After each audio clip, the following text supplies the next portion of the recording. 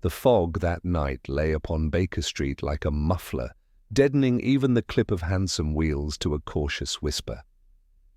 It was toward the small hours, the fire sunk to a bed of coals, when Holmes, stretched at length upon the settee, flicked ash from his cigarette into the grate and turned his gaze, keen and abstracted, upon the window. The blind was not quite drawn, and through that pale rectangle we watched the lamplight waver as if disturbed by an invisible hand. "It will snow before dawn," he remarked, not as prophecy, but as the inevitable consequence of facts observed. "Feel the weight in the air, Watson, the damp, the metallic tang. London will wake to a white sheet over its sins." I had been drowsing with one of Clark Russell's sea tales open upon my knee, and smiled at his certainty. "Then we shall be confined to quarters, which promises a quiet morning for you and your clients." "On the contrary," said he, and lifted a long forefinger. There came a knock upon the street door, hurried, uncertain, as of one constrained by circumstance to intrude against habit. Mrs. Hudson's step crossed the hall. A moment later she ushered in a small boy shining with wet and importance, his cap clutched to his chest, his knuckles red with cold. "Telegram for Mr. Olmes," he piped, then added confidentially. "From Scotland Yard, sir. Gentleman said immediate." Holmes was already on his feet. He broke the seal, and I saw his face sharpen as a sword catches light. He read once, twice, then passed me the form with a tap of the nail. "Urgent matter at Northumberland Heath. Stop. Gentleman found frozen to death under inexplicable circumstances. Stop. No marks of violence, yet suspicion of foul play. Stop. Snow around body undisturbed. Stop. Lestrade requests your immediate presence. Stop. A paradox is the politest knock upon the mind," Holmes murmured, crossing to the mantel and consulting the small barometer that stood there. The needle had fallen still further. "Snow undisturbed, and yet suspicion. What do you make of it, Watson?" "A seizure upon the road, perhaps. Exposure would carry off the strongest man if overtaken by such weather." "Exposure is an honest killer," said Holmes. "Lestrade does not telegraph me for exposure. The word undisturbed is the hook. Our Yarder is no poet. He selects it to suggest impossibility. Consider, a body is found where no tracks lead to it or from it. Either the snow has been contrived or the body has been contrived." "You mean placed there after the snowfall?" "Or preserved before it," he returned, and his eyes, which had been remote, came back to the room with that peculiar, lively focus I knew so well. "Mrs. Hudson, a cab in 5 minutes. Watson, your thickest coat. We shall take the earliest train to Dartford. But first—" He broke off, for our caller had not yet left. The telegraph boy, whose eyes had been travelling around the room, with an appetite that did credit to the masculine taste in clutter, had left upon the table, unnoticed by himself, a grey smear as he set down his cap. Holmes examined it with a quick bend of the head. "Fish glue of the cheaper sort upon the rim," he said, half to me. "Your office is repairing torn forms, my lad. The larger gummed sheets are exhausted, and your clerk has resorted to a pot kept warm by the stove. You have also been sent twice tonight to the address of a music tutor in Gower Street who pays promptly but mistakes his door key every evening after 9. The boy's mouth opened. "Law, sir? How—" "By the odour upon your sleeve and the bright brass particles upon your cuff, from a key rubbed in haste against a plate too often scratched by it. There are 12 pennies for you and a hot pie at the corner, if you run." He ran. Holmes's spirits were already up like a sailor's canvas in a freshening wind. He paced once, twice, then halted. "There is a bell mentioned in no telegram," he said, and smiled that thin, satisfied smile, which meant he had coupled 2 ideas while the rest of us were still examining their labels. Come, Watson. The storm broke upon the city as we reached Charing Cross, the lamps halos in the white. By the time our train shuddered through to the Kentish outskirts, the fields lay sheeted and hedgerows black as the pen strokes of a miserly clerk. Lestrade met us upon the platform, buttoned to the chin, his moustache glittering with thaw. "I knew you'd come, Mr. Holmes," he cried, relief in his manner that he strove to pass off as brusqueness. "Beastly weather. Cabs waiting. It's the queerest thing in years." "So your wire suggested?" "You omitted the name." "Algernon Bellamy," Lestrade said, climbing in after us. "A gentleman of private means, though where the means come from is a separate matter and not my concern unless they come from somebody else's pocket. Lived in an old house bordering the heath, Bellamy Lodge. Popular enough with the parish. He paid for repairs at St. Barnabas, roof, bell rope, that kind of thing." "Bell rope," Holmes echoed softly. "Pray go on." "Saw a doctor last evening for a chill, walked home about 10, according to the innkeeper. At midnight, mind you, a good hour later, the church bell tolls, not a peal, one stroke, then another, a proper slow count of 12. Woke half the village. The verger says there's no such service at that hour. He goes up in his slippers to have the curates hide for mischief, and finds the belfry empty. This morning at 8, they find Bellamy lying by the lich gate, stiff as a board, moustache rhymed, no footprints to the gate or away from it, just white all round, like a baker's tray." "Time of death?" Holmes asked. "The local surgeon says before midnight by the state of him, but if that's so, who told the hour? And how did Bellamy get from his house to the churchyard without a trace? The constable swears he shut his shutters at 11 and saw no one in the lane. The snow fell heavy from 3 till dawn. No use tracking after that." Holmes looked out upon the passing fields, now a continuous whiteness under a sky of pewter. "You searched the house?" "As much as was decent. Nothing to show. Fire laid in the grate but not lit. Hat and stick missing. Servant girl says master took them when he went out after supper. And there's this." Lestrade produced a small paper packet and placed it in Holmes's hand. "Found it in the church porch, by the wall. Smells queer." Holmes opened it, sniffed, and dipped the tip of his little finger in the faint residue. "Paraffin," he said. "Not ordinary lamp oil, this is more refined. A tradesman of the newer sort, perhaps, or some experimenter.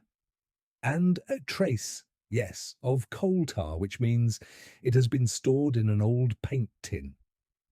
"You observed the bell rope?" "I did. Dry as a bone." Holmes's eyes half closed. "Dry to the hand," he corrected mildly. "Not always to the fibre. We shall see." Bellamy Lodge proved to be a square, stern brick of the earlier Georgian type, standing solitary against the heath, its windows like shut eyes against the weather. A constable with a face as raw as the wind saluted from the gate. St. Barnabas Church crouched a short walk away, its squat tower indistinct in the drift that still fell. Holmes would not permit us first to view the body. "The dead cannot help us until the living have done so," he said, and went at once to the church. Within, the air held that mingled scent of stone, cold wood, and old books that is the peculiar perfume of English parishes. Our footsteps made small noises that seemed impertinent. The bell chamber was reached by a narrow stair, curls of frost upon the steps where some breath had thawed and frozen again. Holmes examined the great bell with a lover's delicacy, running his finger along the lip, then turning to the rope. It hung through a trap, its lower end neatly knotted and looped upon a peg. "Allow me," he said, and, without touching the loop, bent close to the fibre above the reach of a casual hand. His nostrils flared. He produced his lens. "Watson, a moment." I joined him. There, faint as veins in marble, ran darker threads through the hemp, stiffened and slightly glossy. Wax, I ventured. Paraffin congealed, he replied. And here, look, upon the stone, beneath the rope's course, minute spots, once fluid, fallen and seized upon the chill. Our packet has a cousin. Lestrade, are there any who might carry paraffin at odd hours in Northumberland Heath? Half the cottages use it. The verger says the bell was pulled, but by whom? Not pulled, said Holmes, and his eyes went once to the trap above, once to the loop on its peg. Waited, which leaves us with a question more interesting than who told the hour. Why was it told at that hour? He straightened. All business now. Let us see the lich gate and Mr. Bellamy, then his house. We shall leave the verger's conscience to Providence. For the moment, I prefer the company of facts. Come, gentlemen, the bell rang after death, you say. Then either the dead arranged it or someone wished us to think so. Outside, the snow had eased to a fine dust that pricked the skin. As we crossed to the gate, Holmes paused and fixed his gaze upon the lowest rail, where a narrow band showed darker against the white. He touched it, then lifted his finger to the light. It glistened. Salt, he said softly. A sailor's trick or a chemist's. Our murderer, if we may call him so, keeps unusual company with the elements. Well, Watson, here is our hook. Let us see what sort of fish it has caught. Holmes lingered a moment at the lich gate, his keen eyes tracing the subtle depressions and discolorations in the snow, as though it whispered secrets to him alone. I followed in silence, noting the unusual stillness of the morning. The village beyond the heath remained quiet under its white blanket, save for the occasional crow that wheeled overhead, and the crunch of our own footsteps upon the fresh crust. Lestrade, behind us, shuffled uneasily, glancing from the empty church tower to the house beyond, evidently weighing his ability to handle what he barely understood. The salt, Holmes murmured again, fingering the thin crystalline residue on the lower rail. Notice its distribution, Watson, not scattered but carefully applied along the line of the gate's shadow. This is no accidental deposit, it is deliberate, a marker, a guide, or perhaps a warning. His eyes narrowed, and I saw the gears of his mind begin to turn, invisible but relentless. Salt on the gate, paraffin on the rope, a bell tolled in the dead of night. Each element is isolated, yet together they form a pattern. We shall see who appreciates patterns and who merely witnesses them. We turned toward Bellamy Lodge. The front door was shut, with no sign of forced entry. Holmes approached it, examined the brass knocker, then raised his hand and tapped lightly on the doorframe. "Observe, Watson," he said softly, the faint scuff along the bottom edge. Not caused by a careless boot, but by something else. A bag, perhaps, carried over the threshold. Something intended to go unnoticed, yet leaving the merest whisper behind. Small footprints might have sufficed, yet our intruder preferred a less direct method, and the snow outside corroborates this. No tracks to the road, no impressions leading to the lodge, a ghostly arrival and departure, or careful orchestration. The door opened at last, revealing a young maid, her eyes wide with apprehension, the corner of her apron still damp from handling the morning's firewood. "Mr. Bellamy," she whispered. He's lying in the parlour. Mr. Holmes, please, sir, tell me you'll—" Holmes's gaze was reassuring, yet uncompromising. "Show us the parlour, miss." "Eleanor, sir," she said, leading the way. "This way, please. I don't understand what happened." Her voice trembled slightly, but she managed to step aside to allow us entry. The parlour was a quiet, heavily furnished room, the curtains drawn against the weak winter light. A fire had long since died to embers, and the scent of cold oak and waxed furniture filled the air. Holmes moved immediately to the hearth, examining the arrangement of objects with meticulous care. He lifted a small ornamental bell set upon a side table and turned it in his hand. "Curious," he murmured. "No sign of recent use. Yet Lestrade informs us that a bell was heard tolled outside at midnight. How to reconcile these facts?" He placed the bell back precisely where it had rested and examined the floor, tracing the subtle scuff marks of furniture legs. "Not yet the hour for conjecture," he said. "Observation first, synthesis later." I moved toward Bellamy himself, lying prone near the window, face pale against the dark carpet. His eyes were closed, the expression frozen as if in mid-thought, lips parted slightly. I bent closer to inspect the features for any clue, any indication of what might have transpired, but found only the odd stillness that comes with sudden death. Holmes, meanwhile, circled the room like a predator, noting the small details invisible to less trained eyes, the ash on the fireplace, the slight distortion of the rug near the chair, the faint smudge upon the window-sill.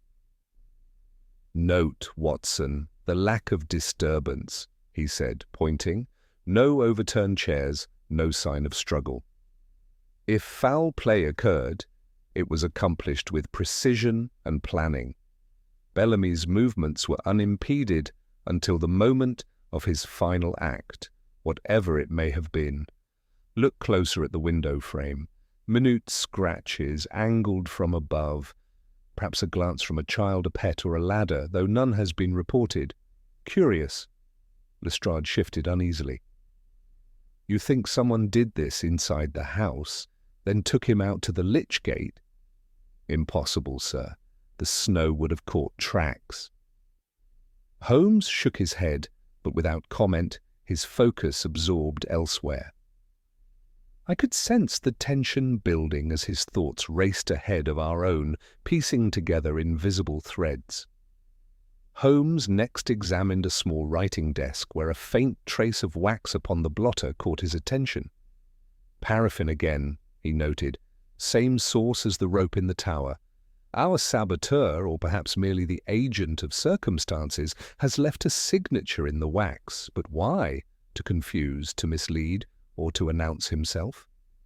He lifted a folded piece of paper, sealed with a peculiar emblem, a small bell encircled by what looked like ivy.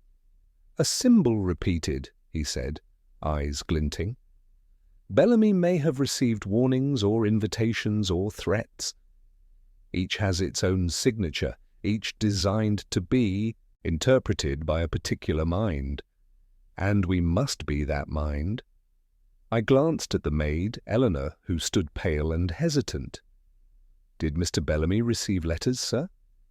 Anyone calling, sending messages unusual in nature?" Holmes's eyes, steely and incisive, fixed upon her. She shook her head slowly. "Nothing, sir.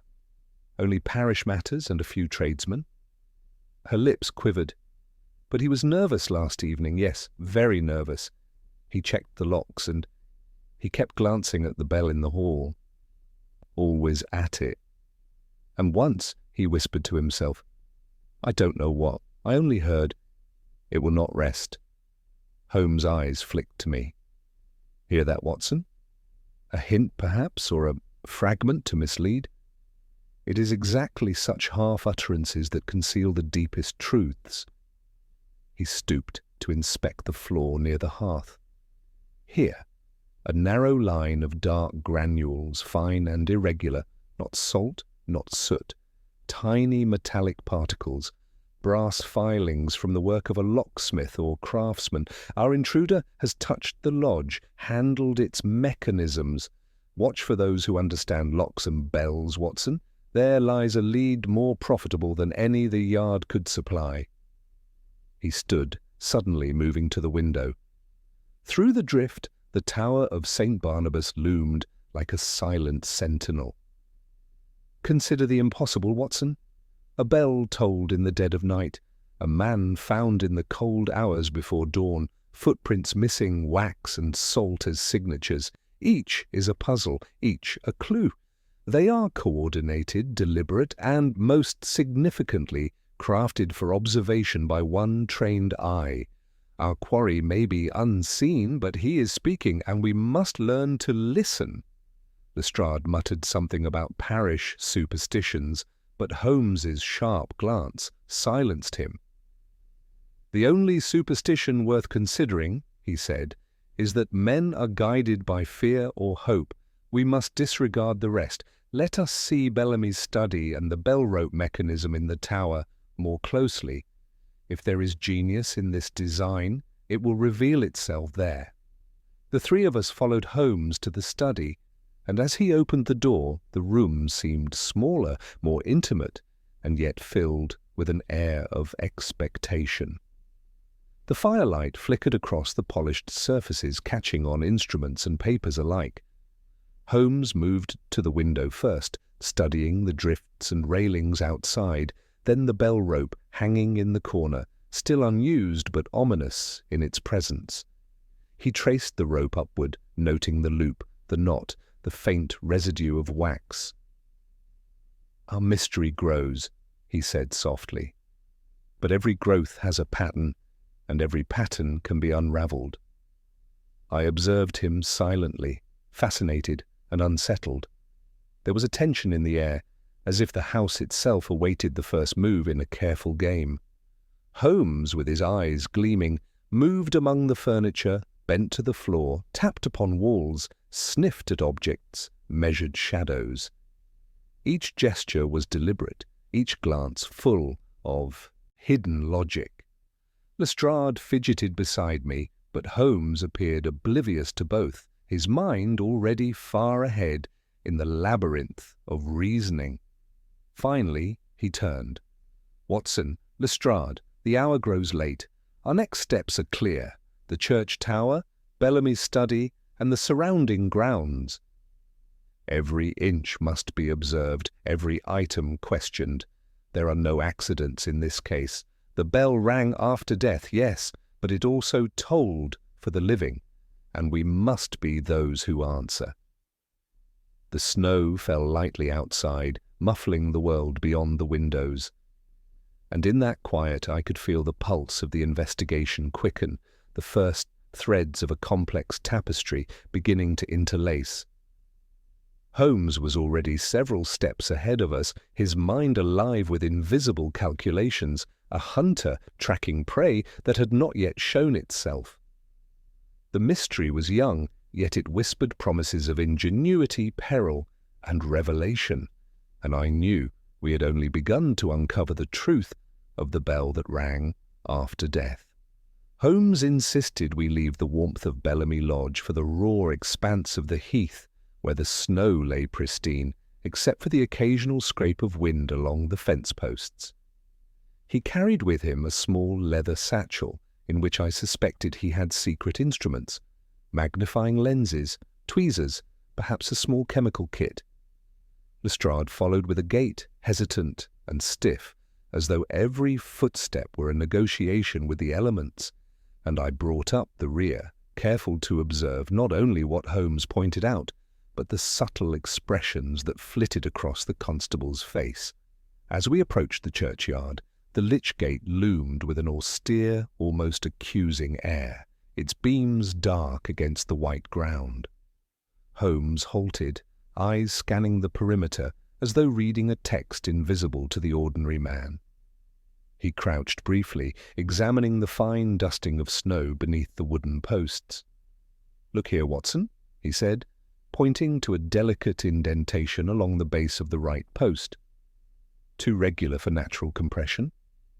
Someone rested an object here, possibly a bag, as before.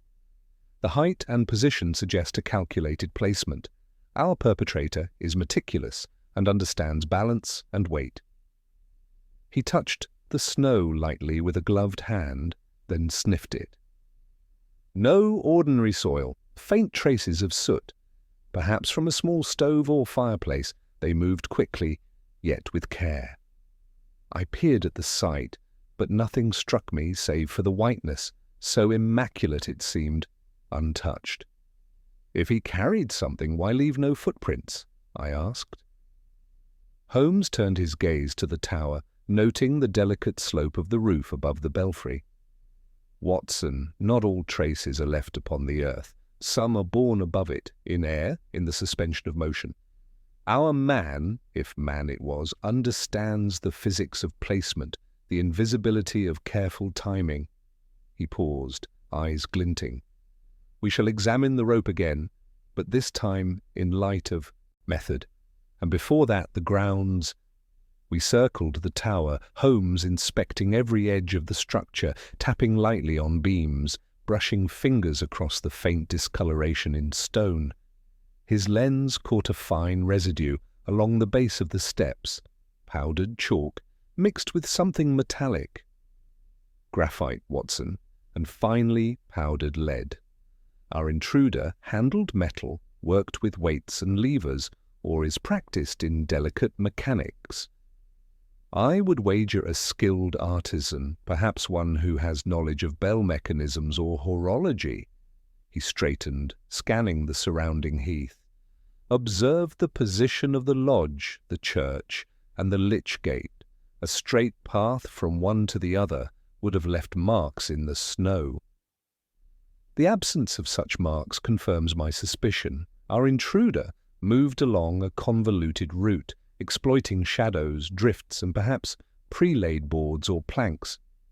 Lestrade frowned. You think he carried Bellamy himself? Not necessarily, Constable. But he certainly managed the scene with intention, as one sets a stage for an audience yet unaware of the performance. Holmes's voice had that calm precision that left no room for argument, though it drew one inexorably forward in thought. He then led us up the narrow stairs into the bell chamber, moving with the assurance of one entirely familiar with such spaces. The rope hung inert, the bell silent and waiting. Holmes circled the chamber, brushing the rope, examining the clapper, testing its swing. He then pressed his ear against the metal. A hollow resonance, yet the rope shows marks consistent with repeated contact, not from pulling, but from something tied or weighted. He traced the fibers with the tip of his gloved finger. Paraffin again, same composition as before, a signature of sorts, Watson, and deliberate. Whoever orchestrated this intends for a careful observer to note it. I observed him, marveling at how every movement seemed guided by invisible strings of logic. Lestrade shuffled uneasily beside me, muttering about superstition and ghostly bells, but Holmes waved him aside without comment. Now, Watson, to the mystery within the lodge, Holmes said finally, leading the way down. There is a study where the deceased spent his hours. Every object there may conceal a fragment, a whisper, a trace. If we begin at the center, we shall find the spokes leading outward. Inside the study, the faint chill of morning still lingered, and the paper on the desk bore faint impressions, letters written, erased, or pressed into the fibers long ago. Holmes leaned close, tracing the impressions with his fingertip. Here, impressions of the bell motif, he observed. Repeated 3 times, perhaps a warning? 3? Or simply the rhythm of thought? Notice also the absence of heavy pressure on the central letter. He did not write it himself. Someone else has manipulated this desk recently. He moved to a set of small drawers, opening them with care. Ah, he murmured, extracting a miniature diary. The leather was worn, the ink faded. Flipping it open, he read aloud softly. The hour must strike, yet no witness. The rope will carry the sound, and I will remain unseen. The pattern must be perfect. Lestrade leaned in, frowning. A note from Bellamy himself? Or someone with access, Holmes said quietly. The handwriting is similar, but watch the idiosyncrasies, the curl of the B, the pressure of the pen, deliberate mimicry. Someone knows him intimately enough to replicate his script, most likely, an acquaintance, possibly a tradesman or someone in the household. And see here, the reference to the rope. They anticipated its manipulation. Clever Watson, cunning in the extreme. I glanced from Holmes to Lestrade, both intent upon the minutiae, and realized how precise his mind was, each observation not only recorded but immediately analyzed for cause, method, and implication. Holmes then returned to the window, peering out at the frost-encrusted heath. Consider, Watson, the sequence. Snowfalls, body found, bell tolled, nothing haphazard, nothing accidental. Each element calculated to evoke confusion, yet each betrays the hand that designed it. Let us now examine the fireplace, the hearth, and the immediate surroundings. Faint chemical traces may yet guide us to the truth. He crouched by the embers, brushing his gloved fingers over the hearth. Cinders from a quick-burning fuel arranged to suggest a recent fire. Yet note the lack of ash elsewhere, the absence of soot upon the rug. This was a performance. Every detail arranged to mislead, to create the illusion of neglect or accident. Lestrade muttered in frustration, but Holmes ignored him, moving to a small cupboard, opening it with a practiced twist. Inside, a set of tools lay neatly, each with a polished handle, some bearing faint residues of paraffin. "Ah, the implements of our clever orchestrator," he said softly, examining the set. "All purposefully maintained, ready for use, not left by chance, not forgotten. Watson, we are dealing with a mind that blends craft, planning, and foreknowledge. The bell rang after death, yes, but it is the living who engineered this, and we shall unravel the sequence step by step." He straightened at last, eyes luminous with anticipation. "We have observed the ground, the bell tower, and the lodge. Each scene yields a thread. Follow them, Watson, and you will see how the tapestry is woven. The first strand is always the most delicate, and here it glistens under the frost." The room fell into a contemplative quiet, the snow outside whispering against the windows.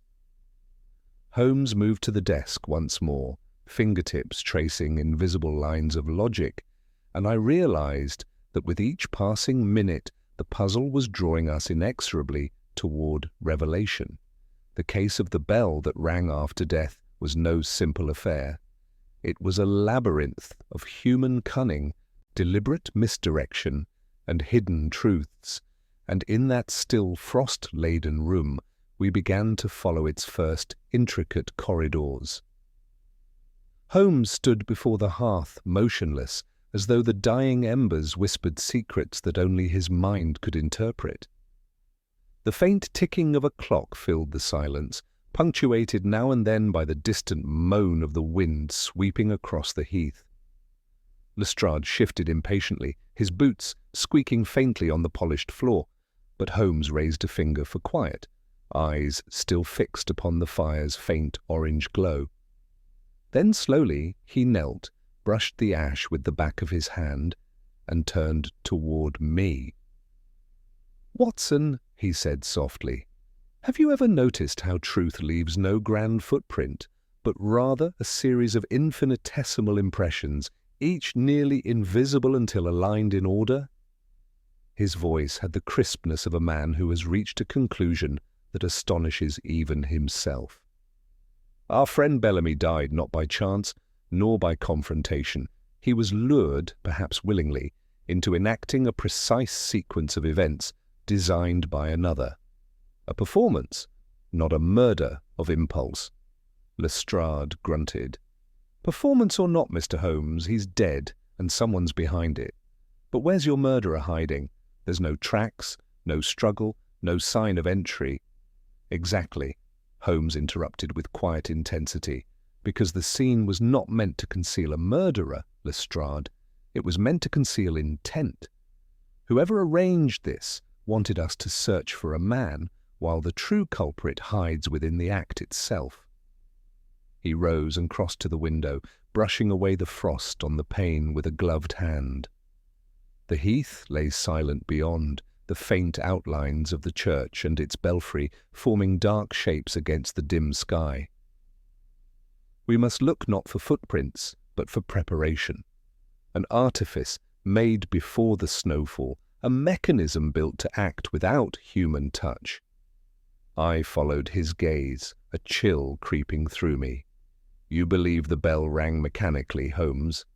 Or chemically, he replied, or through an ingenious contrivance that only the dead man could have set into motion. He turned suddenly to Lestrade.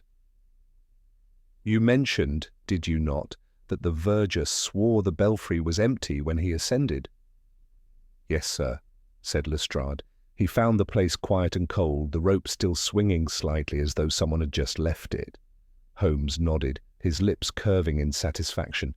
Precisely. The rope was still swinging because it had been set in motion by another force. Gentlemen, we are no longer searching for a murderer with a knife or a gun, but for a mind that wields time and illusion as its weapons. At that moment, Eleanor appeared timidly in the doorway, her face pale. Begging your pardon, sirs, she said softly, but there's a gentleman downstairs asking to speak with you. Says he's from the parish committee, name of Mr. Darnell. Holmes's eyes brightened. Send him up, if you please. Moments later, a tall, lean man in clerical black entered, his hands clasped before him. His features were composed, but there was a shadow beneath his eyes that spoke of sleeplessness. Mr. Holmes, he began gravely, I was told you were assisting the Yard. I came as soon as I heard. Poor Bellamy was my friend for 20 years. I cannot believe— Holmes studied him keenly. Mr. Darnell, you were one of the last to see him alive, I presume? The clergyman hesitated. Yes, indeed. He attended evening prayers at St. Barnabas, as was his custom. I remember he stayed afterward to examine the ropes in the tower. He had an interest in the bell's resonance, something to do with his late father's work as a founder. Holmes's eyes gleamed. His father was a bell founder, you say? Fascinating. Pray, did Mr. Bellamy speak of any new project or experiment? Darnell frowned, thinking. He did mention an idea, some method to make the bells ring without manual effort. He was always intrigued by inventions, though I took it for idle fancy. He even brought a small contrivance one night, a coil of wire, a canister, and a wick. Said it could release tension in a rope if timed properly. I confess, I thought it folly. Holmes exchanged a glance with me, then turned sharply toward Lestrade. You hear, Lestrade? Here lies our mechanism. Bellamy himself built the device that summoned the bell, and by extension his own doom, whether knowingly or under deceit, we shall discover. The clergyman stepped closer, worry etched deep upon his face. Do you suggest suicide, Mr. Holmes? Not yet, Holmes replied coolly. If it were, we must explain the salt, the paraffin, and the unblemished snow. No, Mr. Darnell, I suspect Bellamy was guided into his fatal demonstration by another hand, someone who knew both his ingenuity and his vanity. Darnell's expression shifted, and Holmes caught it instantly. You hesitate, he said softly. Is there something more? Well, said the clergyman reluctantly, there was one other, a Mr. Jonas Rook. He worked with Bellamy's father years ago, an assistant at the foundry. He's a peculiar man, clever but strange. Lives alone by the river. I believe Bellamy still saw him from time to time, though they quarrelled last spring. Something about a design stolen or misused. Holmes smiled faintly. Excellent. You have given us our next destination. Watson, you will accompany me to the river cottage at first light. Lestrade, remain here and see that no one disturbs the rope or the body. I have an idea forming, and it must not be interrupted. The snow had stopped by the time we left the lodge, but the cold bit deeper, the air heavy with the stillness that follows revelation. Holmes walked briskly, his face set and thoughtful, his breath ghosting in the moonlight. Watson, do you see the shape now? A man of invention lured by another to test a device of deadly precision, the illusion of haunting, the tolling of a bell after death, magnificent in its cruelty. You believe Rook is our man, then? Possibly, but it is not enough to believe. One must demonstrate. The bell, the salt, the paraffin, all these are signatures of control, of calculated timing. Rook, if he is indeed responsible, is an artist of mechanics and deception, yet such artistry cannot conceal every flaw. Tomorrow we shall find the flaw. When dawn came, grey and thin, we set out for the river cottage. The landscape was wrapped in fog, the kind that smothers sound and hides movement. The Thames, swollen with winter's melt, glimmered faintly beyond the reeds. The cottage stood alone, low-roofed and shuttered, with smoke curling lazily from a single chimney. Holmes motioned for silence and led the way. He tapped once on the door. A shuffling was heard within, followed by the turning of a bolt. The man who emerged was stooped and pale, with eyes sharp as pins behind round spectacles. His hands, though spotted with age, bore the fine tremor of one accustomed to delicate work. "Mr. Jonas Rook?" Holmes asked pleasantly. The man nodded. "Hi, that's me. You'd be the London detective, I take it. I heard about poor Bellamy. Tragic, very tragic." Holmes regarded him steadily. "Indeed. Tragic, but also peculiar. You and Mr. Bellamy shared certain interests, I believe. Mechanical arts, timing devices, chemical applications." Rook smiled faintly, his lips thin. "We shared more than interests, sir.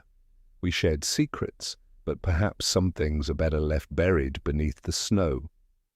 Holmes's eyes flashed. "On the contrary, Mr. Rook, it is precisely the snow that preserves them best." The old man's expression faltered, and I saw then what Holmes had seen from the first, the faint residue of wax upon the man's cuff, and a speck of salt clinging to his sleeve. Rook's eyes darted briefly to Holmes's gaze, that one fleeting movement betraying a nervousness no words could conceal. His hands trembled slightly as he motioned for us to enter. The interior of the cottage was cramped and faintly acrid, with the scent of oil and hot metal. On a workbench by the window lay small brass gears, coils of wire, and an assortment of fine instruments that gleamed under the thin daylight like instruments of a surgeon or a craftsman of precision deceit. Holmes surveyed it all in silence, his eyes bright with contained interest. "You were acquainted with Mr. Bellamy's father," Holmes began mildly, brushing a trace of frost from his sleeve. "A man of some ingenuity in the matter of bell mechanics, I gather." Rook smiled faintly, a twitch more than warmth. "Aye, that he was. Taught half of Kent how to temper metal and tune a bell to pitch. Young Bellamy was proud of it. Too proud, maybe. Thought he could do better." "Competition between men of similar skill," said Holmes quietly, "is often a more dangerous motive than envy itself." Rook's brow furrowed. "You think I'd kill the lad over a bit of tinkering?" Holmes ignored the question, his tone light. "I think you have a singular knowledge of mechanisms that work in silence and precision. And I think Mr. Bellamy valued your counsel, even after your quarrel." The old man's lips tightened. "He came here 3 nights ago," he said at last. "Said he wanted to prove something, brought one of his blasted contraptions, some way to make a bell ring without human touch. Said he'd done it, that he'd show me the next evening. I laughed at him, told him to let the dead rest and the living sleep. He left in a temper. That's the last I saw him." Holmes's gaze flicked to the corner where a small crate lay half hidden under a sheet. Without asking permission, he crossed to it, lifted the cloth, and revealed a jumble of metal tubing and wire. The faint smell of paraffin hung about it. "And this, Mr. Rook? An invention of yours, perhaps?" Rook hesitated, then nodded grudgingly. Mine, yes, a timing fuse. Used it for the tower clock at St. Jude's 10 years ago. Works off a slow-burning paraffin wick. Harmless, if used right. Holmes knelt, examining the device with an absorbed expression. Ah, but when combined with tension rope, it becomes a most obedient servant. Once the wick burns to a thread, it snaps, releasing weight, perhaps pulling a cord. Ingenious, simple, efficient. He rose and turned to Rook, his tone suddenly sharp. "Tell me, did you give one of these to Bellamy?" Rook's eyes flicked again, this time toward the hearth. "He borrowed it," he muttered. "Said he needed to study it. I didn't think much of it." "Borrowed," Holmes repeated, and the word curling in his voice like smoke. "Yes, borrowed, though I wonder if the return was ever intended." He moved toward the window, his hands clasped behind him. "And you made no effort to retrieve it?" Rook hesitated. "Not after what happened. When I heard about the bell ringing, I knew he'd done something foolish." Holmes turned slowly, his eyes gleaming with sudden intensity.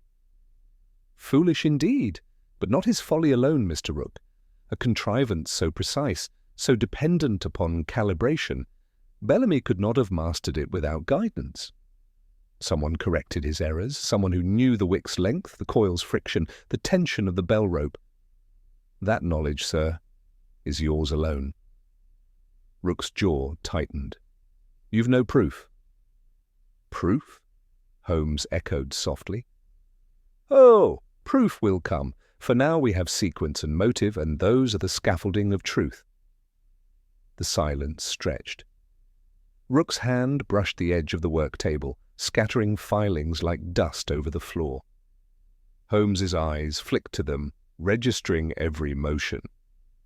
"Watson," he said briskly, "examine the man's sleeves. There, see, the paraffin stain? And the salt residue along the hem? Our friend has been near the church, within a night's span. Perhaps he thought the snow his ally in secrecy." Rook's defiance wavered. "You think you can hang me on wax and salt?" "No," said Holmes almost kindly. "But perhaps upon the truth that binds them, salt to keep the mechanism from freezing, paraffin to fuel the wick. And when the bell tolled, Mr. Rook, you were not in bed but standing outside that churchyard, waiting to see your handiwork succeed." Rook's breath caught.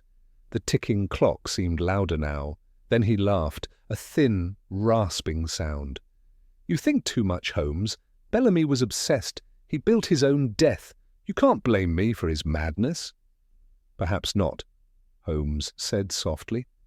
"But one question remains unanswered. Who set the time?" The old man froze, his laughter dying on his lips. "Yes," Holmes continued, voice steady, almost clinical. "Bellamy might have built it, but someone adjusted the length of the wick, a fraction too short, and the mechanism triggers early.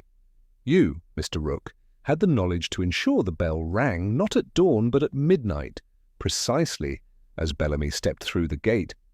You turned his experiment into execution." For a long moment no one moved. The only sound was the slow drip of melted frost from the eaves. Then Rook slumped into the chair, his face ashen. "He wanted to test it," he murmured. "Said he'd prove me wrong. I only meant to frighten him. He stole my design, claimed it as his own. I shortened the wick, that's all. I didn't know he'd go to the church so soon." Holmes regarded him with something that might have been pity, though fleeting. "Jealousy is a cruel engineer," he said quietly. "It constructs its own devices with the precision of hatred and the blindness of pride." Lestrade, who had been silent until now, stepped forward. "You'll come with me, Mr. Rook," he said gruffly. Rook made no resistance. As Lestrade led him out into the cold air, Holmes lingered by the workbench, running a finger over the small device once more. "Observe Watson," he murmured. "The perfect illusion, a ghost bell, a body without footprints, a mystery that seems to defy nature itself, yet beneath it all only the human hand, clever and misguided." We stood for a long time in the quiet of the little workshop. Outside, the fog had begun to lift, and through the pale morning light I saw the outline of St. Barnabas Tower, its bells still and mute. Holmes watched it too, his expression unreadable. "At first glance," he said softly, "it seemed a miracle that a bell could toll for the dead. But no miracle is so dangerous as a man's need to prove himself greater than his rival." He looked at me, and the faintest smile crossed his lips. "The case of the bell that rang after death, my dear Watson, has begun to sound its final note, but I suspect there is one chord yet unstruck. Let us return to the lodge. I am not done listening." The return to Bellamy Lodge was a silent one. Lestrade, seated opposite us in the cab, appeared thoroughly satisfied with the morning's work, already shaping the arrest into a triumph for Scotland Yard. Holmes, however, sat in uncharacteristic stillness, his eyes half closed, his fingers steepled beneath his chin. The faint jolt of the carriage wheels over the ruts of frozen ground seemed to beat in rhythm with his thoughts. I had come to recognize that pose, a sure sign that his mind, though outwardly tranquil, was weaving connections at a pace no mortal speech could follow. When we reached the lodge, the snow had begun to fall again in lazy, whispering flakes, softening the edges of the world. The constable on duty at the gate saluted, and Holmes descended without a word, his gaze sweeping once more toward the church tower that loomed against the grey sky. The bell was silent, yet it seemed to hang above us like a presence. Inside, the parlour was just as we had left it, fire cold, curtains drawn, and Bellamy's form still stretched upon the rug. Lestrade moved briskly toward the window, muttering about calling for the coroner, but Holmes stopped him with a raised hand. "One moment, if you please. Before you close the record, there remains a detail unresolved, a faint discord in the harmony of facts." Lestrade frowned. "You've got your confession, haven't you? The old fellow as much as admitted to shortening the fuse. What more do you want?" Holmes turned from the hearth, eyes gleaming. "Confession, Lestrade, is the first refuge of the weary investigator. Proof is the last, and I have neither." He moved toward the body, crouching once more beside it.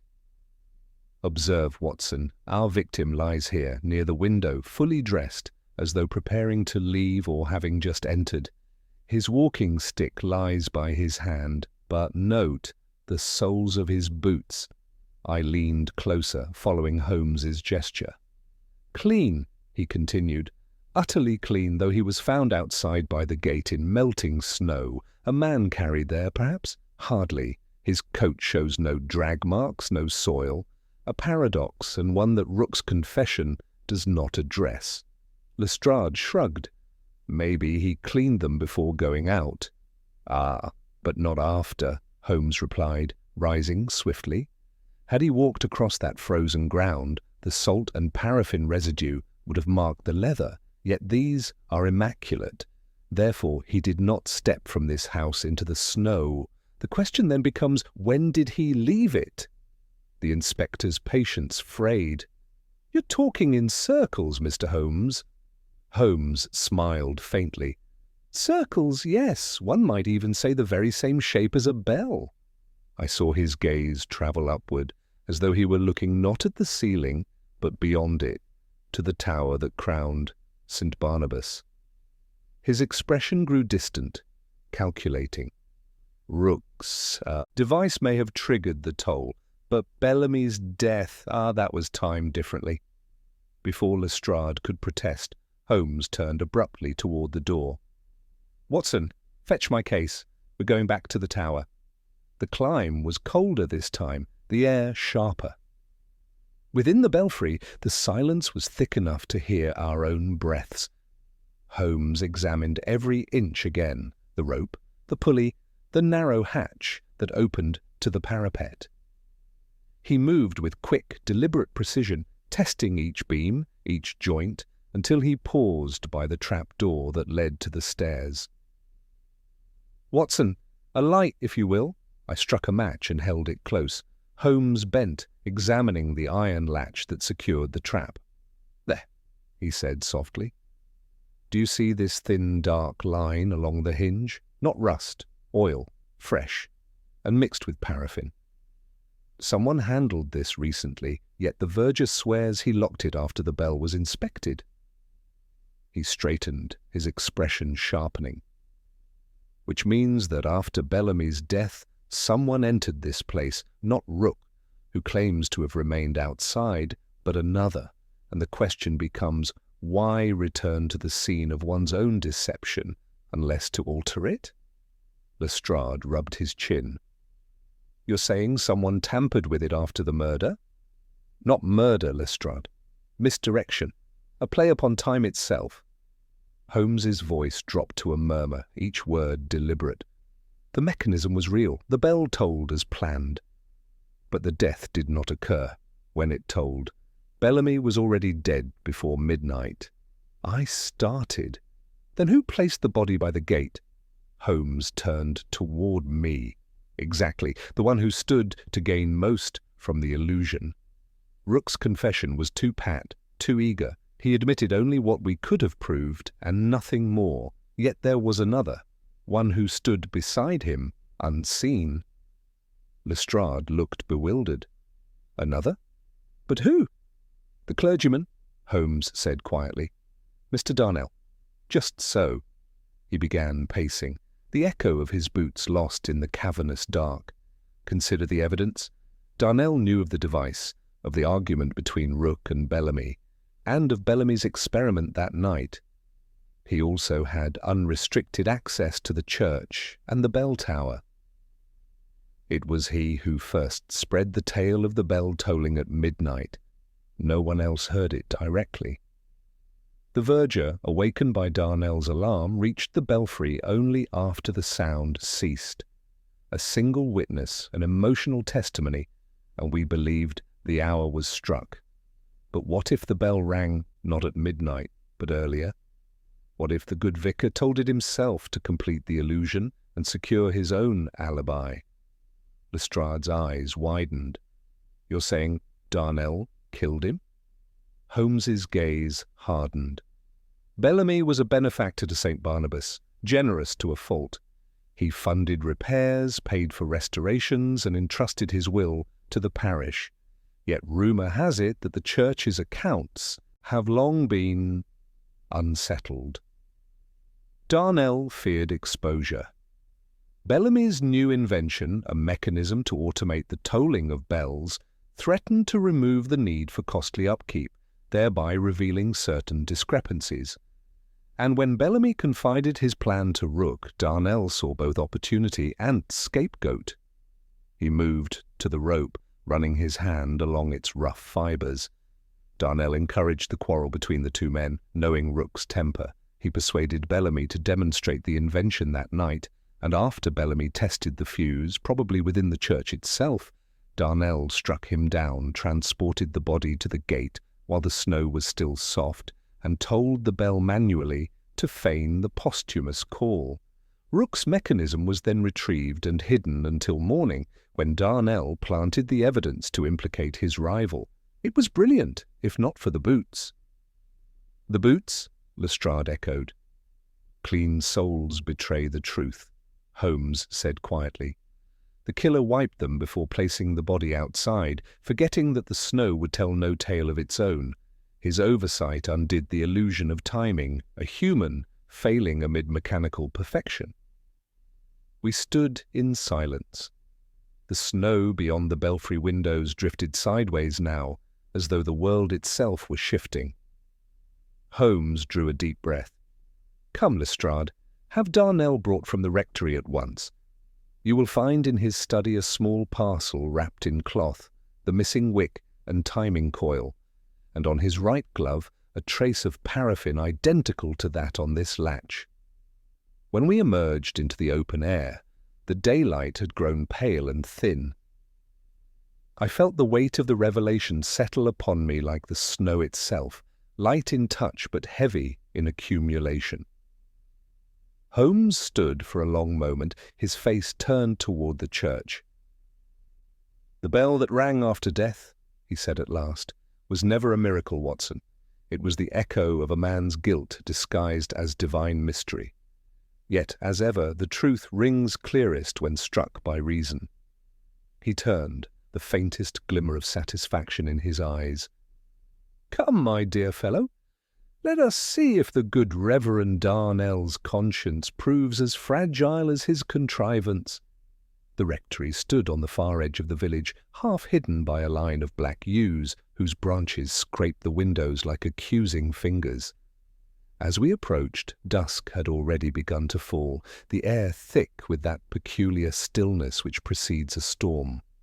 Holmes walked ahead, his coat drawn tightly about him, his expression set in that mask of impassive alertness I had seen so often when the final act of a case neared its stage. Lestrade trudged behind, muttering about paperwork and the oddness of clergymen, but Holmes gave no reply. His gaze remained fixed upon the faint glow that spilled from the rectory's narrow windows, where a shadow moved within, slowly, deliberately, as if performing a ritual unseen. Holmes halted just short of the gate. "Watson," he said quietly, "observe the light in that window, the lower study. Notice how it flickers irregularly. Not the tremor of a lamp, but a flame reflected through glass." He burned something. Lestrade's eyes widened. "You think he's destroying evidence?" Holmes nodded curtly. "Precisely. We are, I fear, only moments ahead of him. Quick, Lestrade, no noise, follow my lead." He lifted the latch softly and moved up the short gravel path with the stealth of a cat. I followed close behind, my pulse quickening. Through the study window I caught a glimpse of Darnell's face, ashen, strained, the firelight painting restless shadows across his cheeks. Papers fluttered in his hands, then vanished into the flames. Holmes pushed the door open, without ceremony. "Good evening, Mr. Darnell," he said, voice calm as a blade's edge. "A cold night to be tending such a lively fire." The clergyman spun round, the colour draining from his face. "Mr. Holmes, you gave me quite a start. I was merely burning some parish receipts." His eyes darted toward the hearth, where scraps of half-burnt parchment curled upon themselves like dying insects. "Receipts," Holmes repeated. "An industrious task for this hour. Yet curious that among your parish accounts there should be the remnants of technical diagrams and fragments of wire." He stepped forward and, with his stick, drew one of the charred scraps from the embers. Even I could see upon it the faint outline of a coiled fuse, and the words "release tension after ignition." Darnell's lips moved soundlessly, and then he stammered, "Those belong to poor Bellamy. He left them here after one of his discussions. I was merely disposing of them before they caused further scandal." Holmes's eyes never left him. "Scandal is the smoke that follows fire, Mr. Darnell, and your hearth reeks of it. Where is the parcel Rook delivered to you 3 nights ago?" The man's composure shattered. "Rook? He brought me nothing." "Indeed? Then you will not object to our searching." Holmes's tone was almost pleasant, but his meaning left no doubt. Lestrade stepped forward with visible relish. "I'll do the searching, thank you kindly." He crossed to the desk, opened its drawers, and within moments produced a small, cloth-wrapped bundle. Unwinding it carefully, he revealed a short length of fused cord and a delicate coil mechanism streaked with soot. Holmes inclined his head. Exactly as I surmised, the missing piece from Bellamy's invention, preserved by its custodian for safekeeping or for silence. Darnell's face crumpled. "You don't understand," he whispered. "I meant no harm. He came to me that night, half mad with excitement, insisting he'd prove his device would ring the bell unaided. I begged him to wait, but he would not. When I followed him, he had already collapsed by the gate. Heart failure, surely. I only wished to spare his reputation. Holmes's expression remained unreadable. Heart failure, you say, yet you carried him to the gate, placed him neatly, and told the bell to give the appearance of a miracle, a touching gesture, if one were not also trying to conceal embezzlement. Darnell flinched as though struck. Yes, Holmes continued softly. I examined the parish ledgers before coming here. A series of withdrawals, small at first, then substantial, each justified by bell maintenance, a convenient expense under Bellamy's benefaction. When he devised his self-ringing mechanism, your source of discretionary income faced extinction.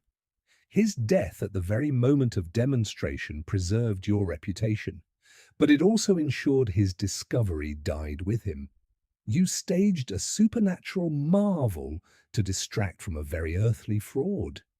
For a moment, only the crackle of the fire filled the room. Darnell's shoulders sagged, his voice emerging hoarse. I didn't kill him. I swear it on my soul. He collapsed before I reached him. I only wished to make it seem ordained, not tragic. Holmes regarded him coolly. A lie spoken in grief may yet serve a purpose. But you did more than embellish tragedy, Reverend. You entered the tower after dawn, replaced Rook's mechanism, and adjusted the evidence to suggest murder rather than accident.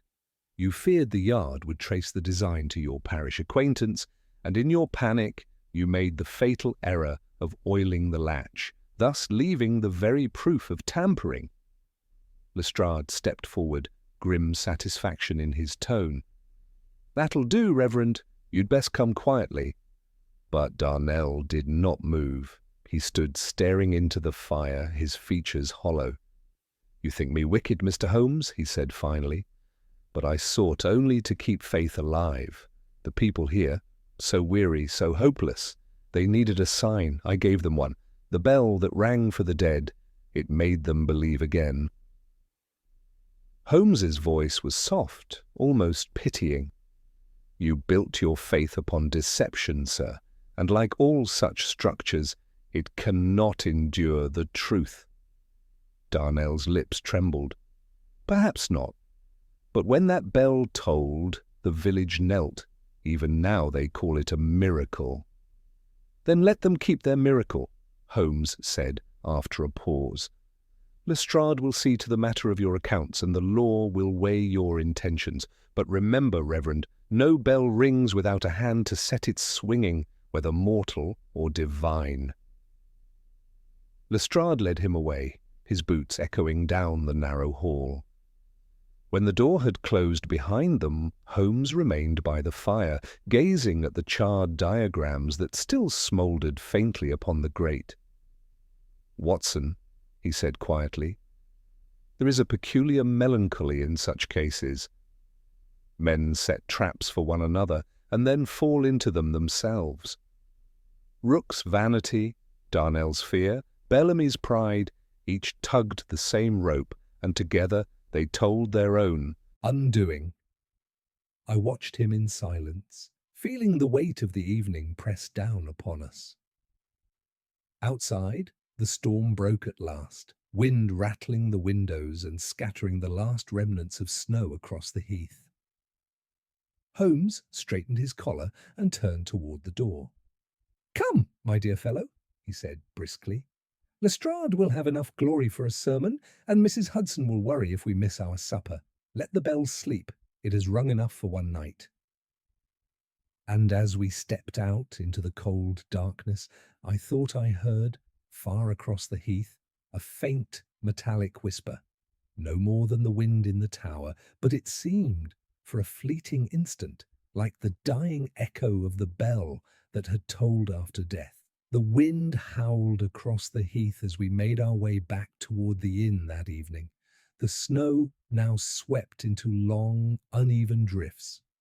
Holmes walked with his head bowed, his hat pulled low, the hem of his coat trailing in the white dust.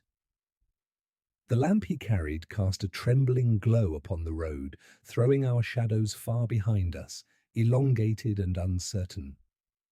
I could see he was deep in thought, the familiar silence that followed a solved case, yet again proving deceptive.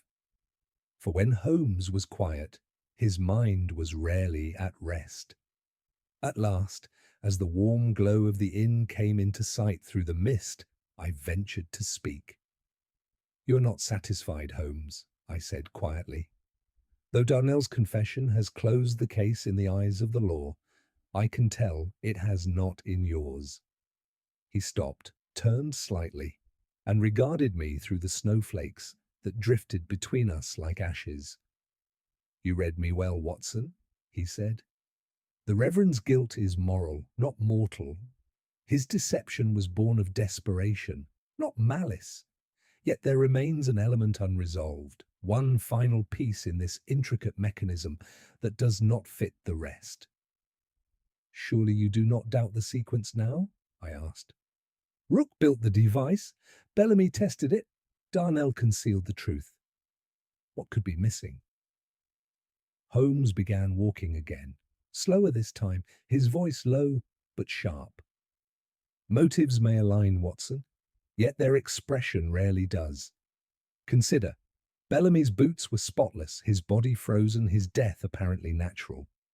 The Reverend could not have moved him unaided. The man's build was too heavy, the distance from the lodge to the churchyard too great, and yet the constable swears no third party approached the heath that night. Tell me, where then does our equation err?" I hesitated. "You mean someone else was there?" Holmes nodded gravely. "Precisely a fourth hand, unseen, unsuspected, who ensured the scene unfolded as we found it, a hand that remained silent while two others took the blame. We entered the inn, its warmth wrapping around us like a cloak. Holmes seated himself by the fire, ordered a pot of coffee, and stared into the flames as though they held the missing truth. When at last he spoke again, it was almost to himself. "There is a rhythm to deceit, Watson, just as there is to music. Each player enters in his turn, each note follows the last until the final chord is struck. But if one note is false, the entire composition betrays itself. And in this symphony of guilt, I believe one discordant note remains." I watched him closely. "Whose note, Holmes?" He did not answer immediately.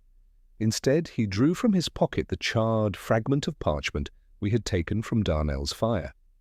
He smoothed it upon the table, the faint sketch of a coiled fuse barely visible. "Notice this line," he said, tracing it with a thin finger. "The signature of the draftsman, an initial, incomplete. A.B. Surely Bellamy's, you would say." "Of course," I replied. "Who else?" Holmes smiled faintly. "Who else indeed? And yet Bellamy signed his letters A.G. Bellamy, using his middle name, Gideon. He was meticulous about it, as seen in every document in his study. This A.B. is the mark of another." The revelation struck me like a blow. "Then someone forged the design." "Not forged," Holmes corrected softly. "Improved. There is a subtle modification in the curvature of the coil, an alteration that would reduce the burning time by half. Rook built the prototype, but someone with more modern understanding refined it. I recognized the pattern this morning when we examined Bellamy's study, a peculiar looping style in the marginal notes of the ledger. The same hand, Watson, that balanced the church's fraudulent accounts. The Reverend Darnell may have kept the secret, but he did not work alone." I felt a chill unrelated to the weather. "Then who?" Holmes leaned back, eyes gleaming. "The verger, Watson. The quiet servant of the parish who held the keys to both lodge and tower, who fetched the constable when the bell rang, who stood nearest, yet remained least questioned. He knew every door, every passage, every mechanism within that church.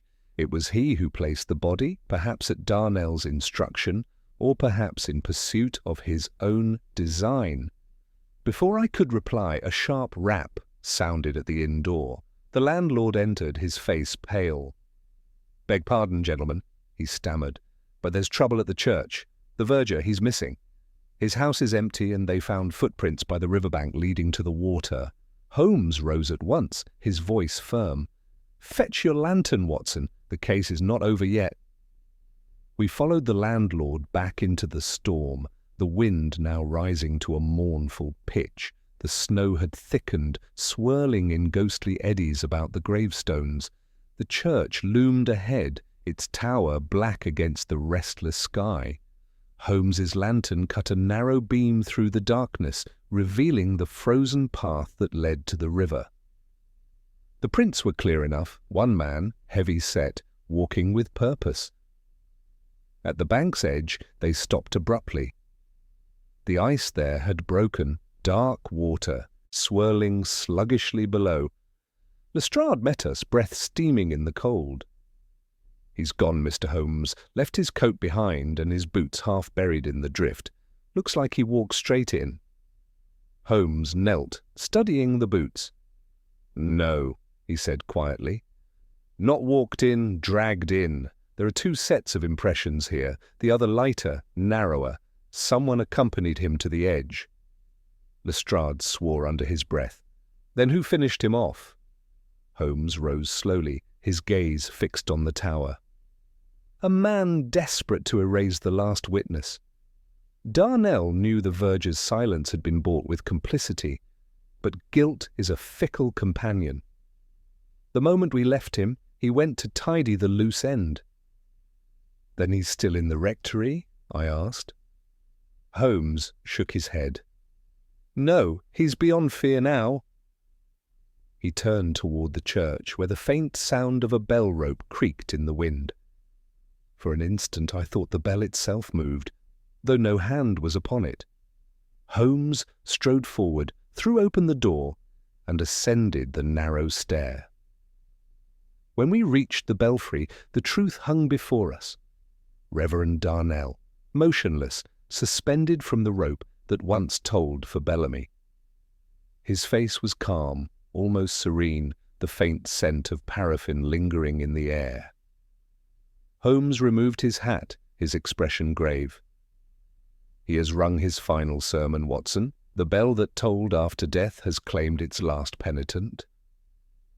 Outside, the storm began to wane, and through the thinning clouds, the moon broke free, casting its cold light upon the snow, upon the silent church, and upon the three men who had sought to command a sound that belonged only to the living.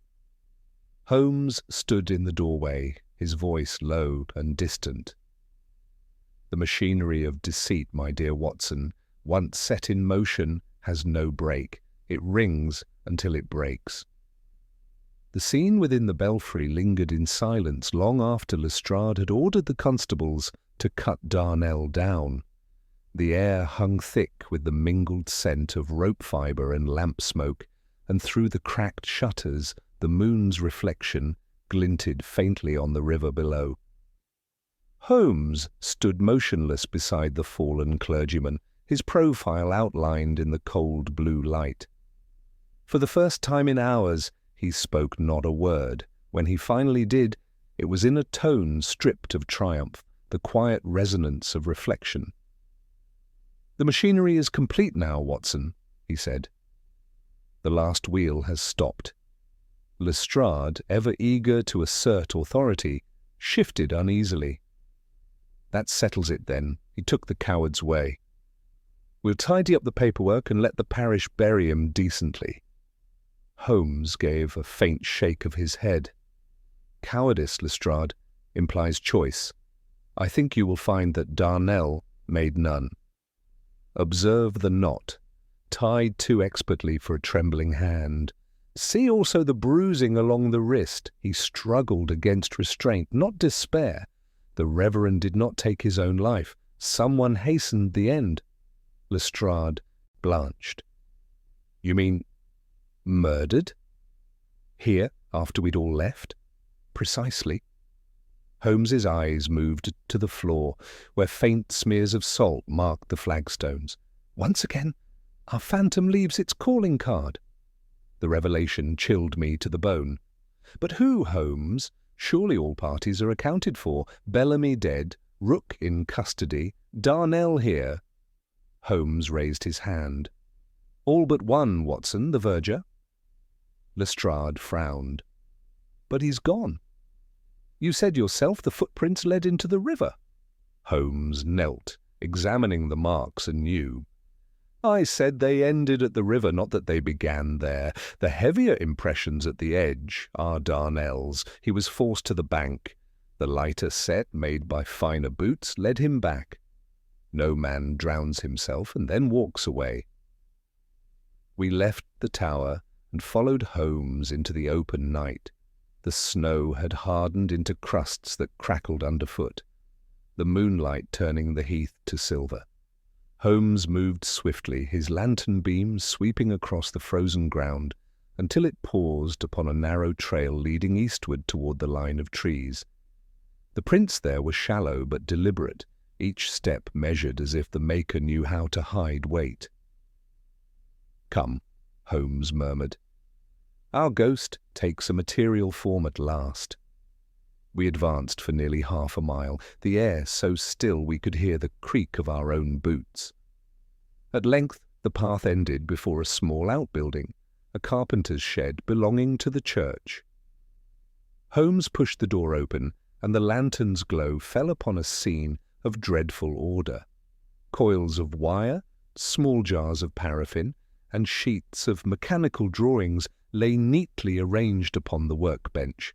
In the corner, covered by a tarpaulin, something bulky rested against the wall. Holmes lifted the cloth and revealed the bell mechanism, its coil blackened, the timing fuse burnt through. Beside it lay the verger. His body was sprawled across the floor, one arm twisted beneath him, eyes staring blankly toward the door.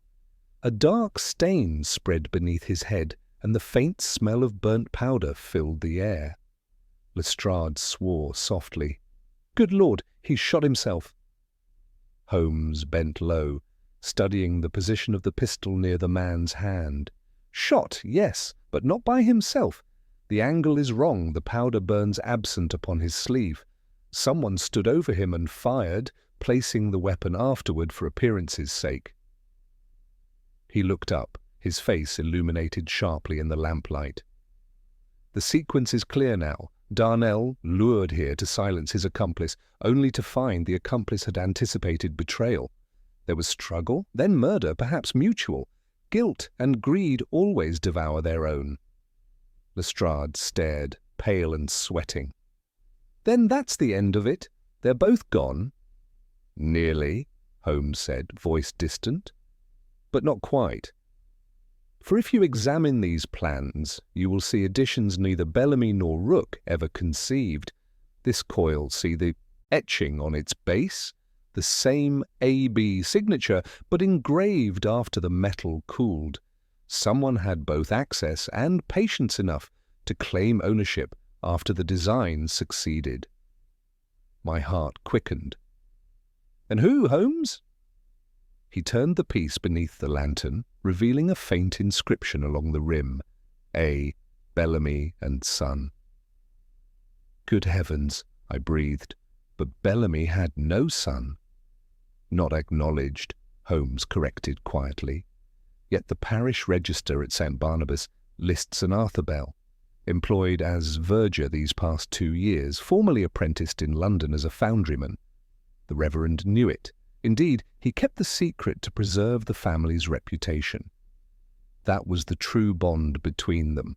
Darnell protected the illegitimate heir of his benefactor, and in doing so became entangled in deceit beyond his understanding. Lestrade's voice trembled. Then this fellow, this Arthur, killed them all? Holmes considered before replying. Killed by the consequence of his own invention rather than intent. When Bellamy collapsed, Arthur saw his chance to stage a miracle, to ensure his father's name lived in legend. Darnell, fearing exposure, joined the masquerade, but guilt and suspicion turned allies to enemies. The mechanism that once rang the bell now pulled upon every soul involved until none could bear its weight. He straightened, the lines of his face drawn tight with exhaustion. "We will notify the yard, Lestrade. The dead require no further witnesses." We left the shed as dawn broke faintly along the horizon. The snow had ceased, and a pale light glimmered over the heath, touching the tower of St. Barnabas with muted gold. Holmes paused once to look back, his expression unreadable. "Strange, is it not, Watson?" he said softly. "How men strive to outwit the silence of the grave. Bellamy sought to make his bell ring beyond his lifetime, and so it has, though not as he intended. Every man here reached for immortality, and each found only echo. I followed him down the path, the crunch of our steps the only sound in the waking stillness. Behind us, the church bell hung motionless, yet in the wind I fancied I heard the faintest vibration, like a sigh of metal remembering motion. Holmes did not turn again, but as we neared the road, he murmured, almost to himself, "The bell that rang after death, Watson, was never of brass or rope. It was the sound of conscience itself, and it will toll long after the world forgets the names of those who made it." Dawn found us once more within the shadow of St. Barnabas, where the light came thin and grey through the high windows and lay like a veil upon the nave. Holmes had asked for 1 hour of Lestrade's patience, and, to the inspector's credit, it was granted with only a muttered protest and the loan of 2 constables. In that hour my companion contrived a demonstration so simple and so fatal to ambiguity that even the dullest mind must have followed its logic to the end. He began in the belfry. The charred coil from the carpenter's shed, Arthur Bell's improved pattern, he set upon the sill where a draught would nurse, not smother, the ember. To it he affixed a light cord that passed over the pulley and took one shy turn about the bell rope above the reach of hand. "Note, Watson," said he, "how a half-turn is sufficient when the coil's geometry is corrected. Rook's clumsier loop required a full turn and a longer wick. Arthur Bell's device halves the time and the effort alike." He struck a match, touched it to the fuse until it took with a steady, hungry glow, and then lowered the hood upon it to keep the flame from prying eyes. We descended and crossed to the lich gate. "Now for the ground," Holmes murmured. With his stick he traced faint lines where last night he had discerned them. A compacted path, now crusted, running from the lodge to the gate, and the darker seam along the inner rail where the salt had done its work. They moved him, Watson, when the snow fell thickest, Darnell for his conscience, Arthur for his pride. The parish bier, with its narrow wheels, travelled first. The storm erased the ruts before dawn. The salt along the rail kept the latch free and told their hands by night where the gate would clear. It is the little economies of effort that betray the practised man. Lestrade scowled at the bier, which stood meekly by the porch, its wooden frame innocent as a pew. "You're saying they rolled him out like a parcel while the snow covered their tracks?" "Precisely," said Holmes.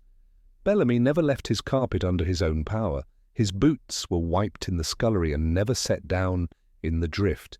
He collapsed in the lodge. His heart, long threatened by cold and overexertion, took its due, and what followed was arrangement, not pursuit. Rook's mischief with the wick brought the bell into their plans. Darnell's fear and Arthur's vanity supplied the rest. We waited. Somewhere above, like the slow ticking of an iron heart, the fuse gnawed itself forward. When the bell spoke at last, it did so with a grave, measured authority, 1 stroke, then another, the air between them as exact as a metronome. The sound went out over the silent heath and came back to us hollowed by distance. Holmes lifted his watch. "There," he said softly. 7 minutes from ignition to peel in this draught with this coil. Reduce the wick by half, as Rook boasted, and you strike nearer midnight. The verger's improvement makes mischief precise. Lestrade's objections faltered and fell. "Well, I'll be—" "Spare us the liturgy," Holmes said dryly. He turned to the nearer constable. "Fetch the ledger from the vestry, the register of births, and the churchwarden's accounts." To me, he added, "We must settle the last confusion now, before pity softens fact. There is a child hidden in every man's signature, Watson. Arthur Bell wrote A.B. upon his coil because he had no legal right to the longer name. Yet in Darnell's private notes, those he tried to burn, you will find the full style. Arthur Bellamy, stipend granted. He paid the lad for his silence, as verger and as son." The constable returned with a leather folio. Holmes set it upon the porch bench and turned the leaves with a practised hand. "Here, an entry, 25 years ago. Male child unnamed. Mother listed as Martha Bell, domestic. Father not declared. And here 8 months passed. Arthur Bell, appointment to parish duties."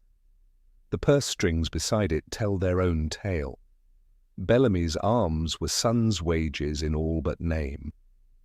Darnell kept the books, and by keeping them, learned the leverage they contained. He closed the folio and looked out upon the whitening graves. Thus the company is complete. Rook, whose envy shortened a wick. Darnell, whose fear lengthened a lie. Arthur, whose pride stamped a father's initial upon a stolen improvement, and Bellamy, whose decent vanity wished the bell to ring without a man's hand. Each brought his own metal to the casting. The bell only told what they had already made. Lestrade scratched his cheek with a rueful finger. "And the deaths at the last, Mr. Holmes? I'll have to write them up proper." "Write them true," said Holmes. "Bellamy, natural causes, accelerated by exposure. Circumstances arranged post-mortem to appear miraculous. Darnell, murder by a hand that first bound his wrists and then turned his own rope into a sacrament. Arthur Bell, murder, gun placed to mimic desperation. Killed in his shed by the same companion who feared a confession before we returned." He paused, then added, "You will find on the doorframe of the shed a smear of pipe ash with a trace of lavender oil. The Reverend used neither. Rook does. He was not in the city lock-up when we visited the shed, for Lestrade, in his zeal, sent him to the village jail where the turnkey is a cousin of his brother-in-law. A visitor might pass to pray with the prisoner and leave unstopped." The inspector's ears reddened. "Are you implying—" "I am stating," Holmes said, gentler than his words. "Rook went to the rectory after we left the inn, found Darnell alone, and forced him to the tower, first to silence him, then to claim innocence by the clergyman's theatrical exit. He then hastened to the shed, demanded Arthur's help or money, and when neither served, shot him. Vanity breeds panic when the audience fails to applaud." Lestrade swallowed, then squared his shoulders. "I'll have him by noon." "You will have him by 10 if you send for him now at the jail and search his person for a cuff stained with paraffin and salt." Holmes's hand fell lightly upon the beer. "And take this instrument back to the vestry. Let bells be rung by men again, not by devices whose virtue is their secrecy." He said no more until we stood upon the road that led away from the church, and the morning's grey had deepened into a grudging silver. Smoke rose from a few cottage chimneys. A dog barked at our passing, and then thought better of it. The chill bit my cheeks, but the keen edge had gone from the air. the storm had spent itself. "Your reconstruction is mercilessly clear," I observed. "It is merely exact," Holmes returned. "Mercy belongs to courts and parsons. I deal in sequence." He glanced once over his shoulder at the squat tower. "If the world insists upon miracles, Watson, let them be of the sort that requires courage to make and charity to sustain. This kind, contrivance wrapped in piety, rings sweetly for an hour and leaves a rust that no polish will remove." We walked on. Behind us the bell was silent at last, its tongue cooled, its rope at rest. But the lines of the case, set in their proper order, sounded in my thoughts like a cadence resolved, paraffin to wick, wick to coil, coil to rope, rope to bell, and bell to the frailties of men. And in that exactitude there was, after all, a kind of peace. The snow had melted by the time we returned to Baker Street, though London wore its winter pallor still, streets glistening with damp and smoke, handsome wheels cutting the thaw to black ribbons. Inside our familiar sitting room, the fire burned brightly, the familiar clutter restored its comfort, and Holmes, once more in dressing gown and slip at ease, sat bowed over the telegrams that had accumulated during our absence. Outside, the bells of St. Marylebone struck the hour with decorous calm, a sound devoid of mystery or menace. It was almost strange to hear them and feel no shiver of recollection. Lestrade had wired that morning with his customary brevity: "Rook in custody. Confessed in full. Details to follow." Holmes had said nothing when he read it, but I saw the faintest smile ghost across his lips, less triumph than inevitability, the quiet satisfaction of a craftsman seeing the last piece fall into place. "You are unusually silent, Holmes," I ventured, setting down my cup. "Is it contentment or melancholy that keeps you so?"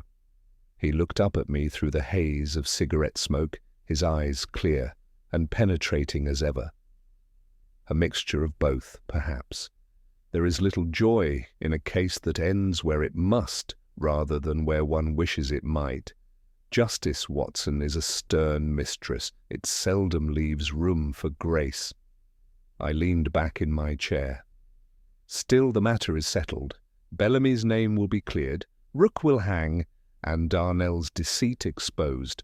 The parish will recover, and that bell will toll only for services again. That, at least, is something." Holmes gave a dry chuckle.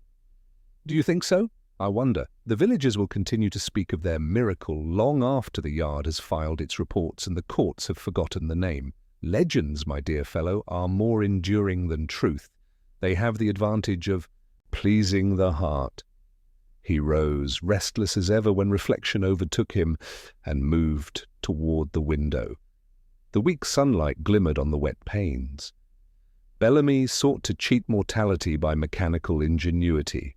Darnell sought to preserve faith by deception, Rook by imitation, and Arthur Bell, the poor lad, by proving himself his father's equal. In the end, all of them were undone by the same illusion. That man might command what lies beyond him. The bell was never the villain, Watson. It was merely an instrument that sounded the dissonance of human pride. He turned back to me suddenly, his expression brightening with the familiar spark of analysis. "You recall the salt along the lich gate, the paraffin upon the rope, the coil improved from Rook's clumsy draught? Each a fragment of intellect misapplied, knowledge turned inward, like a snake devouring its own tail. There is no greater tragedy than a fine mind bent toward concealment rather than creation." "You almost pity them," I said quietly. "I do pity them," he replied. "Every one of them sought a kind of immortality. Yet even the greatest bell, Watson, cannot ring beyond the limits of its metal. Sound fades, only silence endures." He paused, then smiled faintly. "Still, it was a clever business, remarkably so. You observed, I trust, how each clue connected to its successor in a precise chain of cause and effect? The paraffin for the wick, the salt for the latch, the falsified time, the absence of footprints, every contradiction was the signpost of artifice. It was a murder that pretended to be a miracle and therefore betrayed itself from the first. "I did not see it until you pointed it out," I admitted. "You make it sound as though the whole thing were inevitable." "In the logical sense it was," Holmes said. "Once the first error was made, the belief that truth could be manufactured, the rest followed by necessity. Falsehood is a mechanism, Watson, but an imperfect one. Sooner or later it rings out of tune." He returned to his chair, stretching himself with a languid sigh. "The bell at St. Barnabas will be recast next spring, I am told. Perhaps it will ring truer for being broken. Such things often do." For a long while neither of us spoke. The fire crackled softly, the city murmured beyond the window. And so